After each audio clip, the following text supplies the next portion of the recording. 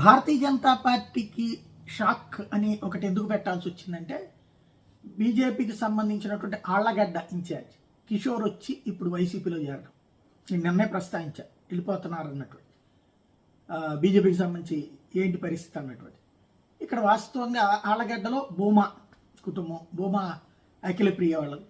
అదే కోణంలో ఇక్కడ కిషోర్ వచ్చేటప్పటికి అక్కడ పేర్లు బ్రహ్మానందరెడ్డి ఏ పేర్లు వినబడుతూ ఉంటారు. కిషోర్ వచ్చేటప్పటికి బీజేపీ ఇన్ఛార్జి చాలా స్ట్రాంగ్గా పనిచేశాడు. తీరా చూస్తే ఇక్కడ ఏ ఎపిసోడ్ తేల్చకపోవడం, పార్టీ ఇంకా తెలుగుదేశం జనసేనతో పొత్తు లేదని అధిష్టానము చెప్పదు, ఇటు రాష్ట్ర నాయకత్వం కూడా నీకు సీటు గ్యారంటీ అని చెప్పదు, లేదా మేము ఇప్పిస్తామని చెప్పదు, అధిష్టానం ఇస్తుందని చెప్పదు.